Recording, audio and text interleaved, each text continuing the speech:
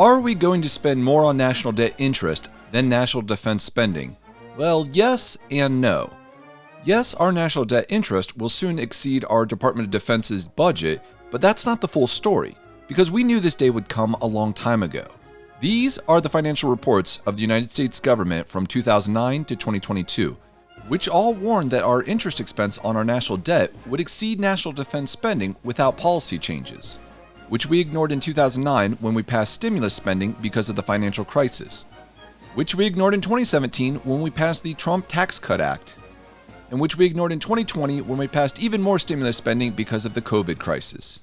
So are we going to spend more on national debt interest than national defense spending?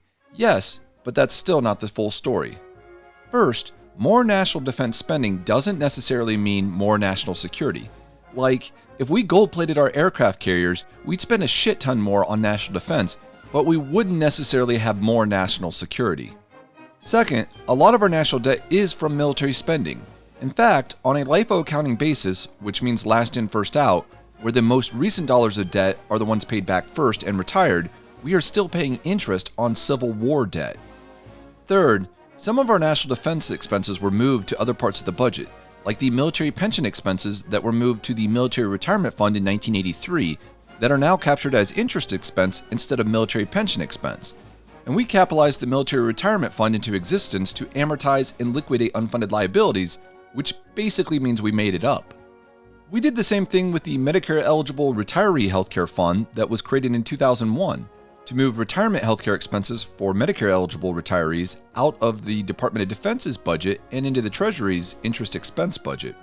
And the hundreds of billions of dollars in Veterans Affairs spending on disability and other benefit payments to veterans are in fact an expense associated with the military and national defense spending.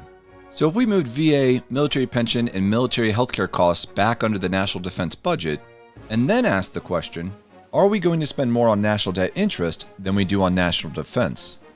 Not right now, but we will someday, because we can't pass massive spending bills and massive tax cut acts and build a fund system to pay for future expenses with national debt and interest without expecting our interest expense to compound exponentially. The good news is I've been working on a national debt project since 2019 and figured out solutions to a lot of our problems. The bad news is we've been ignoring those problems for a lot longer than that. And based on what I'm seeing in DC right now, we're not ready to address them. So subscribe to support this national debt project and to stay updated until we are ready for change, because it's coming whether we like it or not.